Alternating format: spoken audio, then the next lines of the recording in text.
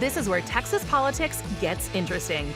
Here again are two guys named Jason, some great guests, and cold Texas beer for another smart conversation on Yall-itics, the unofficial political podcast of Texas.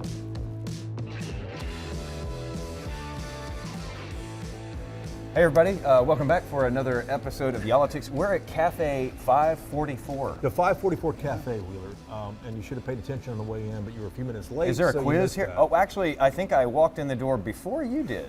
We arrived at the same time. We were both late. We arrived at the same time, and he comes running to the door. I'm like, really, dude? So I did, because it doesn't happen often. And a big shout out to Google Maps for not getting me to this location as it said it would. So welcome to Wylie, guys. I hope Google's not sponsoring this episode as well. If they were, they're not now. We're with Dr. David Vinson from Wylie ISD, the superintendent, and we're not in a classroom. Well, I think this may be a classroom, but you hear the bell going. Is this the bell? This is the bell. You know, we're the Pirates, and so that's what happens. So can you hear this? You're late.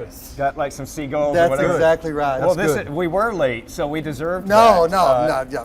We're not on time. So why is it called 544 Café? We're on Highway 544. Okay. It used to be the Pirate Cove. See, it's not Google Maps, it's Wheeler. That's the problem here. I think Google Maps may have had that part wrong too. I'm kidding. Fellas, it's hard to get here. I have trouble myself. No, it's 544. We built this to, well, in Wylie, we ask every child in 8th grader to declare a high school major. Right. Mm-hmm. And so many of them chose culinary arts. And so when we build something in Wylie, we want it to be industry standard so they can take what they learn and they use it in the real world. We call it college with a small C. We've blown up programs in culinary arts. Yeah. This was actually helped designed by Collin College because all the standards and processes and systems are done. So you can get your associate's degree here, or you can go to Collin College and finish that out. Really? Wow. Absolutely. And for people who can't see all the way around here, this is a full-blown cafe. There are booths over here. There's a There's a pizza kitchen, oven over there. A pizza oven. Yeah. Fellas, we'll cook something. What are we for having you. today? I mean, anything that you want. Flatbread pizza, we can cook anything. And the cool part about it is they also do catering. They do all kinds of stuff. Wow. And our kids see this and they think it's all Bobby Flay, and they sometimes go, maybe I don't want to do this because it's a lot of hard work. Yeah, and I mean, but the deal is they get to experience it in high school, so that they go to college and maybe they don't want to do that. Yeah. Does this help too? I mean, you know, when you pick a major in high school, I mean, I didn't do that. Does it help to get kids on the track a little bit better, a little bit faster? You have so many kids who leave school and they're like, oh my God, what am I going to do now? I don't really know what I want to do. Excellent question, and I'll say this. We started this, I've been here 14 years. 50% of our kids went to college when I got here. 81% go now. Wow. And not only that, we have an 85% persistence rate, which means they go from the first year, they actually make it to the second year of college. And that college, again, it doesn't necessarily mean a 4-year degree going to Texas Tech or Texas A&M or wherever it's going to go. It's that you can go and get your welding certification from Tulsa School of Welding, or you here in Collin College, and you can actually do it here. But we look at the industry. So, for example, we're in this tech corridor. So when we started this, we said, industry, what do y'all need? They said, we need a lot more engineers. So we started out with like 45 kids in engineering. We have like 900 kids in engineering now. Wow. Really?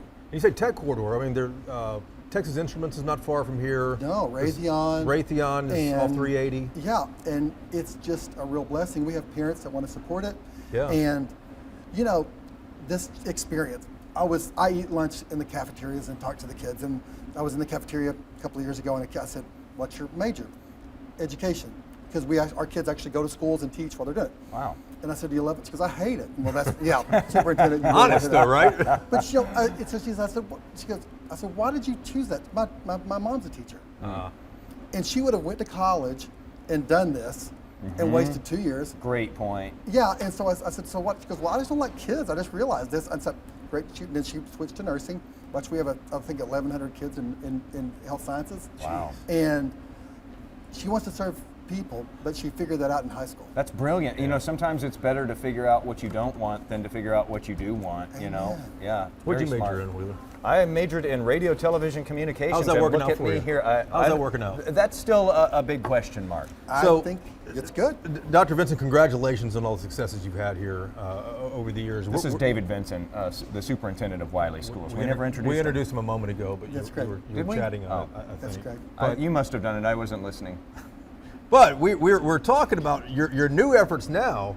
to change a 30-year-old law called the Safe Schools Act. And Yeah. part of this law is called Chapter 37. So we're going to get into the weeds a little bit on this, but I think a lot of people can relate to it because either you were acting up in high school like Wheeler was, or you're parents days. of kids in high school or going into high school, and you want to make sure the kids act right.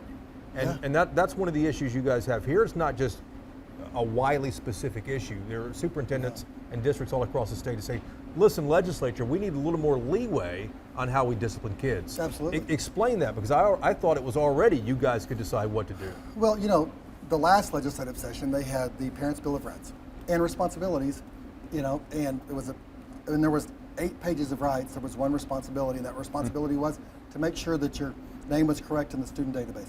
That's it. That was it. And so I went back and looked at that, and I go to every campus every week, you know, visiting, seeing things, and our teachers, our principals, our entire staff, I found we're spending a great deal of time on a very few number of students in persistent misbehavior. And Chapter 37, the school discipline bill, has grown from about 7 pages in its origin to about 140 pages now. And This is law. This is it's actual law right now. And nothing was ill-intended. Yeah. Every legislator, I believe, brought it to the table and said, this is going to help and provides constraints or guardrails, but it needs to be streamlined. Tell us what you mean. What needs to happen? What do you want lawmakers to do so you can get a hold of this? Well, the first thing is local control. So we have school boards, and we want them to be able to make logical decisions. What's best in Wylie might be different than Cy-Fair. And we want to have that authority and that ability to navigate those waters.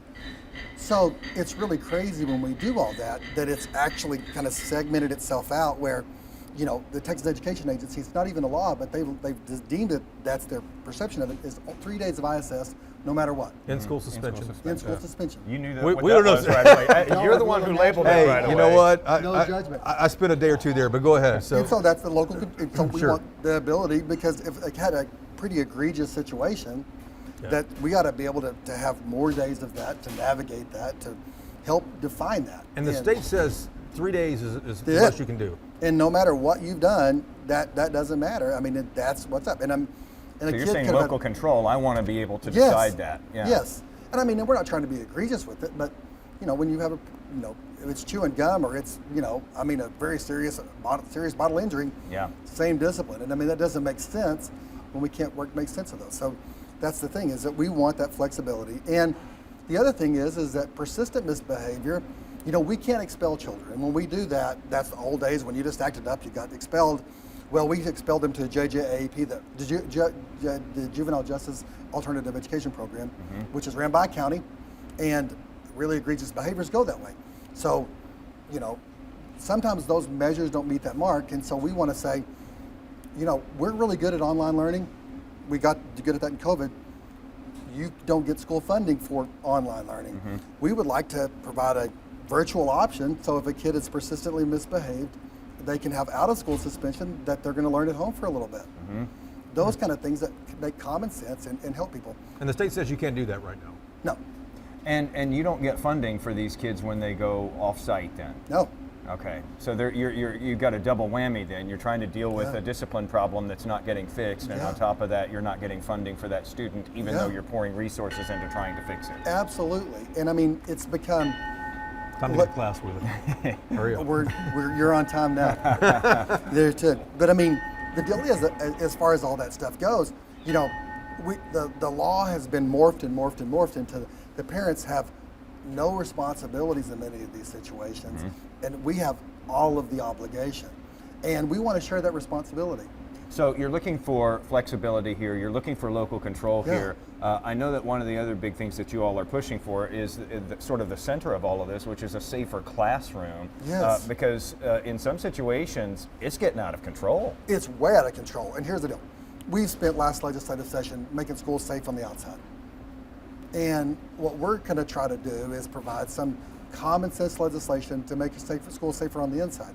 There are students in our care that are hyper aggressive and have severe behavioral issues. And, a teacher, assistant principal in Corsicana had her eye put out Yep. in one of the in a classroom the other day. It's a chair thrown. Yeah, chair right? thrown. Uh-huh. Well, I mean, I'll go here. I've had the assistant principal the other day walked in, both black eyes, to teach. It's an elementary kid, headbutts you, and you have no other recourse. You know, you have certain things that you can do if you're in law enforcement. If they were in a hospital, you could restrain them to a bed in that situation. In public education, you're just basically waiting to get them tired out because you have no ability.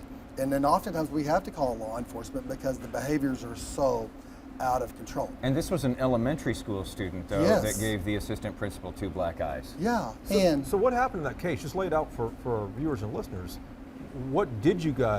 How did you handle that, and how would you have liked to have handled that? well, here's the thing. We have behavioral units in our buildings. And by law, to get a free and appropriate public education, we're going to try to provide that baby the best care that we can within the framework of their least restrictive environment. Most of the time it can be done in their classroom. But here's the thing, y'all. It can't be always done that way. And they had more therapeutic care. This kid this kid might elevate itself, so we have to provide them residential treatment. That costs, well, let me say this. We had 12 kids in residential treatment last year because behaviors after COVID have become more severe. $1.5 million. 12 children. 12 children. What does that mean, residential or? Well, I mean, the that thing is, care it's that day you're talking placement when about? we actually take a bus and we send them to this therapeutic care center, which is a very wonderful place. And they get this therapeutic care that will help them to get their behaviors to the point where they can be prepared to learn in a classroom. So the district paid more than $100,000 a kid for that, and you get Yeah. what the basic allotment's what, $6,000, $7,000? Yeah, and Wow. it's crazy. And, you know, part of me feels guilty because I feel like I haven't tried to mention this before and do these kind of things, but this, you know, I just walk through these classrooms and I worry about our teachers and our principals, and, you know, standards are drastically increasing in certain student performance. And our teachers and our principals are spending less time teaching and more time managing these behaviors of, you know, not so many students, you know, and we need help with that. I want to know this. Okay, that doesn't sound sustainable then, to It's not. have 12 students costing you more than $1 million to set aside and get help for them. And you know, thank God they're getting the help. Sure, they need the Yes. help, it sounds like. But this comes out of your budget. That's not sustainable. I mean, how do you make that work? Because you don't go into you know, budget years, I'm assuming, thinking we're going to set aside this much money for this. So what has to go? Well, I mean, the deal is that we're in a deficit budget now, to be honest with you. And, you know, we increase classroom sizes, we do, and we sharpen the pencil on different things like field trips and all these kind of things. And, you know, the special education budgets as it relates to, you know, we used to have about 9% of our kids in our special education. It's 16, 17, 18% now. in Why is Wylie. that? Well, there's two things. Number one, the legislature last session made dyslexia under special education. That doubles our work to do all that stuff. You know, we have an incredible dyslexia program here. So we're taking care of that. But then the other thing is behaviors are just increasing, y'all. I mean, it's just more kids are having bigger issues, and the complexity of how to handle it and work with it, it's something that we have to face. And I think everybody's worried. I think that there's some positive things that we can do if we can get in front of it. Is this just society? Is this the family? What is this? Why are we seeing this more? You know, I wish I knew. It's one of those things where you think, you know, maybe society feels a little bit different. Post-COVID has been a little bit different animal, right? Yeah. And people are trying to address these issues, and whatever issue might have been a little bit more marginal is a bit more pronounced now. And we're trying to understand it, trying to fix it. And here's the deal, y'all. If you can get a kiddo before 3rd grade, they have about an 80% chance of having a completely normal life as an adult. If you wait till they're in adolescence, it drastically, 25% or so. So And you so really got to pour early those intervention resources. matters. Yeah. But we don't talk about it. You know, we had a reading academy a couple of sessions ago because we wanted to make our teachers more prepared for reading. So why don't we look at this from the same perspective? Because classroom management, here's the deal. Half of our teachers in our coalition of about 45 schools had to clear their classrooms because of a student misbehaving. And so what is if a kid's drastically misbehaving, the rule is you take all other 21 kids out of the classroom until they can get that behavior under control. Wow. I never remember that from school. And I was one of these kids who acted up, you know, early on. I was never like, Yes. violent or aggressive or any of that. Yeah. You But- saved that for later. Yeah, I waited for adulthood. Yeah. But I don't ever remember the whole classroom leaving. I remember being told to leave the classroom. I Yes. don't remember the whole classroom leaving Dude, because me of too. me. Well, I mean, but the thing is that all of these Chapter 37 rules and processes and procedures have put standards in and guardrails that seem good in principle, Okay. but in practice just don't make logical sense. So that's one of the things in the guide. Absolutely. You got to take all the kids out of the classroom You and bet. leave the problem child there. Yes. Okay. Dr. Vinson, let me go back and kind of press on something Jason asked a moment ago. Wylie ISD spent $1.5 million last year on Yeah. 12 problem students, Yeah. for better or worse here. That money's not budgeted. What did you cut field trips? Well, what we're happened? going into fund balance. I mean, to be honest with you, I mean, and You going into the red on these kids? Oh, absolutely. And not even to those 12 children. We're going to add 20 teachers next year. We'll also add about 15 special education teachers, diagnosticians, and the like. Our special education budget as it relates to behaviors and to doubles it, however many new teachers we're adding just because of growth, we're adding that many teachers, special education teachers, because many of these children need one-on-one services, guys, and we're there to provide it. We don't want to minimize that. We want to help these children. Sure. But I mean, it's just we need to have a better, more comprehensive process to address this. So before we talk about what you want lawmakers to really get into and get into what's happening in Austin, you also want parents to step up here as well. You kind of mentioned that. Absolutely. What do you want parents to do? Well, the deal is this. In the current situation, 37 really gives parents a complete right. Well, we think that they should have shared responsibilities with that. So, How so? Here's the number one thing is we think that if persistent misbehavior, you're going to go home and you're going to learn until you can learn how to behave and come back, and you're going to take responsibility. We can teach you online. The second thing is that as it relates to it, we want to strengthen programs for truancy because, school's optional now. Our attendance rates are drastically lower after COVID than they were before, drastically. And then the third thing is to take those provisions as far as what we do for truancy and add that on to discipline, so you could actually have to pay a fine As a parent. for misbehavior, because teachers are and our office staff and our bus drivers, the vast majority of our parents are amazing, but getting cursed out and getting chewed up and spit out, and teaching is getting tougher, and we need for those parents to have some skin in the game as it relates to what they're doing, financially otherwise. I will say that when I was disruptive as a student, it was the home discipline that straightened it out. Ding, ding, I mean, ding. I got disciplined in school too, back Yes. in the days when they did still use corporal punishment. Yes. Can you imagine if your parents had to pay fines though every time Oh, you acted up? no, because Dude. we wouldn't have gotten to that point, not with my mom. Yeah. But I mean, that's what straightened it out was the home stuff. But Yes. I know educators, I know people who are in public education, and they say we contact the parents, and the parents go nuts. Like the Yes. parents give it to us even It's more your than the fault. kid did.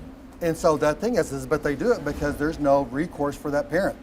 They can act exactly like they want to act, and it's time for a change. And if I love my teachers, and I do, if I love all my babies here, from kindergarten through 12th grade, I've got to act on their behalf equal to what we're doing as far as these kids and these parents that are misbehaving. Because they're losing out when you get right down to it. If you've got a classroom with 22 kids and 21 of them have to be evacuated over and over again because so-and-so is acting up again, those 21 are losing out. Absolutely. And you got to think, how long did it take before they got to this level until they started going, Out of the elevating that classroom. behavior? Yeah. So it's significant. So Okay. there's a movement on this. There's the student, what's it called? The Student Behavior Management Coalition. Yes. That's kind of pushing the envelope on this. You guys and this organization are talking to lawmakers. Do you think something's going to change this Yes. session? You think so? Yes, and like I've said before, we're so good at pulling weeds and talking about everything that's wrong with education. Let's start planting some flowers about how we can change. And we have a coalition from Slidell to Cy-Fair, from 150 kids to 105,000 kids that have joined our coalition. We had 4 more school districts join it last week. Wow. That are in support of these changes collectively and together. You have dozens of school districts across the Yeah, at the I state. think 45 now. Yeah. Has there been an attempt by lawmakers to address this in the past? Chapter 37's grown over the years, over the last 30 years. Yeah. Have I think they it's tried all to been knock it independent away? things. I think that they've said, this is a thing, and then, oh, we'll get behind that.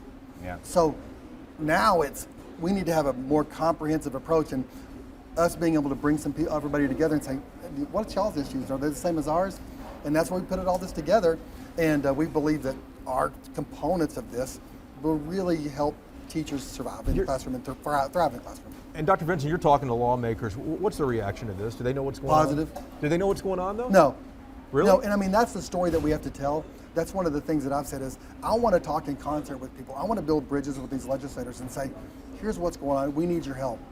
I desperately need your help. And I have not met one legislator that hasn't said, from a Republican or Democrat, that said, yeah, we need to figure out how to make this better. And so maybe it's just the right time, I don't know, but we're still getting some positive and really full support of this stuff. That kind of surprises me, and I was going to ask you, what your thoughts were about this actually getting to the finish line and being meaningful and comprehensive and helpful for you all. Yeah. Because as we know, the environment for public schools Yes. has not looked so good going into this legislative session. No.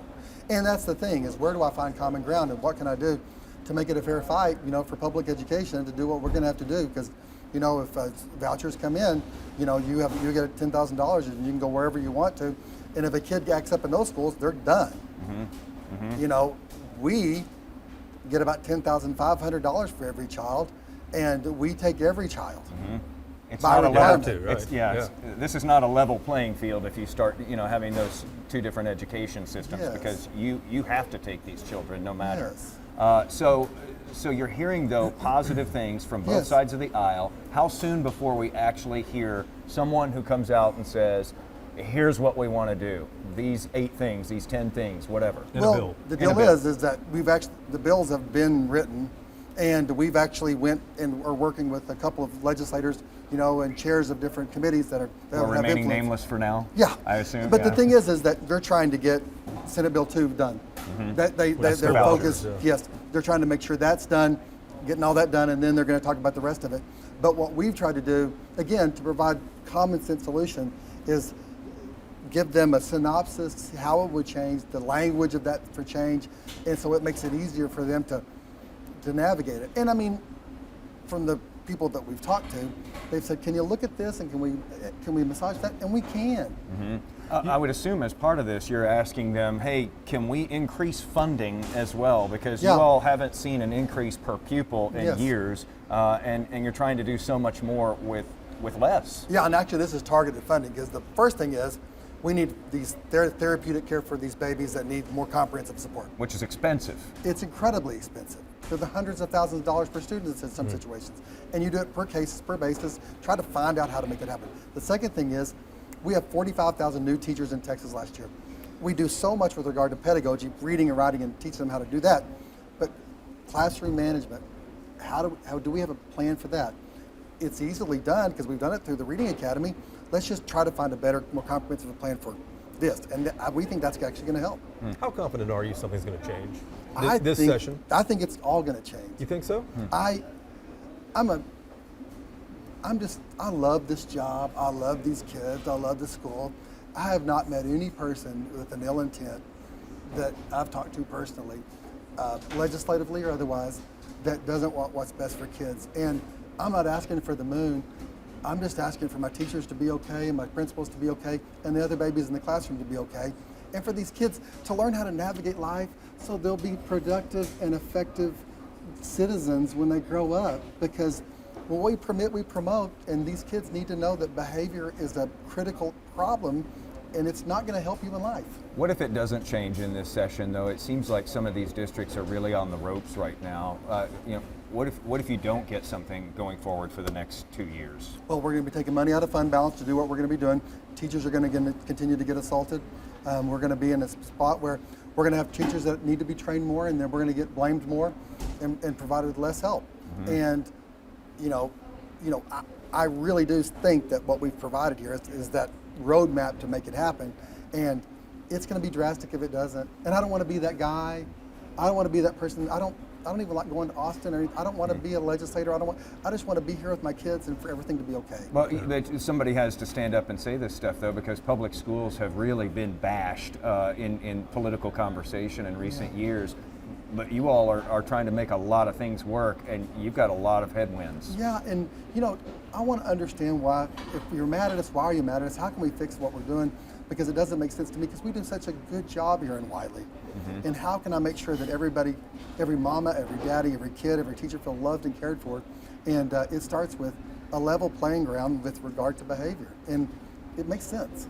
Dr. Vinson, my last thing here is that you talked earlier how this Safer Schools Act in Chapter 37, which we're talking about, has grown from 7 pages over the last 30 years to 130, 140 pages. Yeah. Make sure I understand, are you advocating to blow it up and start over, this Chapter 37? No, I'm add to it another 25 pages, or what? No, actually what we're trying to do is amend it to the point where it makes practical, more streamlined sense that isn't so centered on promoting these behaviors and helping to defend and give us some common ground with our parents and these kids to make them behave.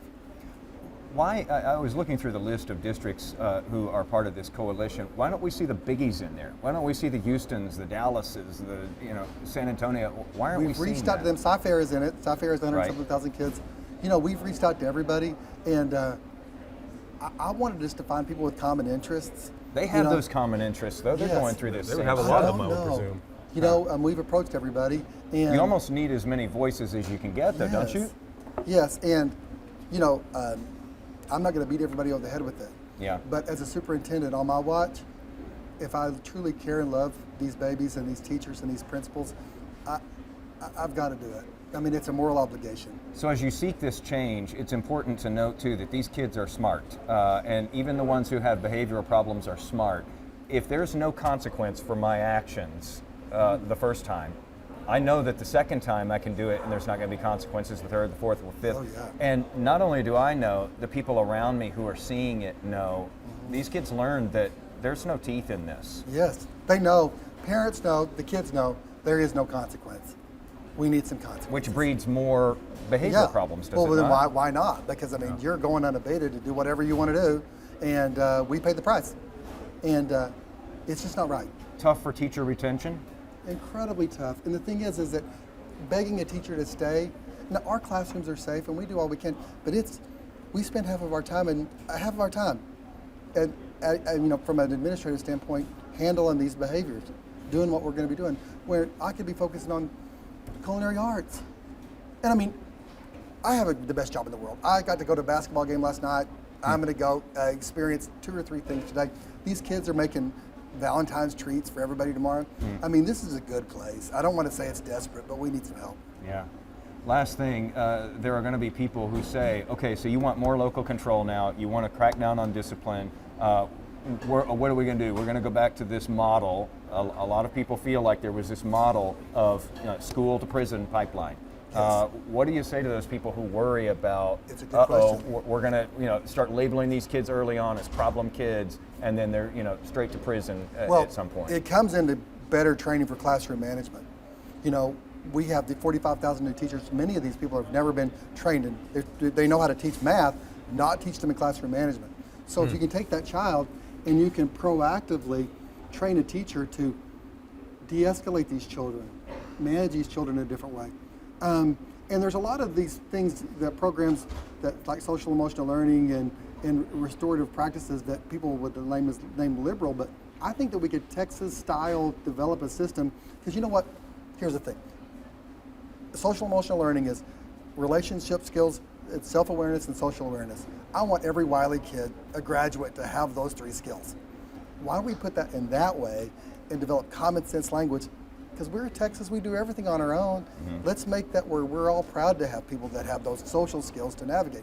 If we can do that, maybe that will help these kids not have so many discipline referrals. Yeah, and on the flip side of that, I've heard educators who said that some of these kids are bound for prison anyway, even though we don't crack down on them in schools now, because they're not learning, and these behaviors they're taking with them out into the world. Well, we have them just a little time, and the parents have them all the time. And what we're trying to do, they're here, behave, and try to be the best person in the world. My PhD is in character education and social emotional development. I think it's critical here. And we teach our kids to care and give, to be respectful and responsible, to have grit. And I'm optimistic that we can do that. And then with these other kids being held accountable, if they have skin in the game, they'll act better. Lunch service is about to start here at the 544 Cafe, so I guess we got to get out of here. Huh? Or eat.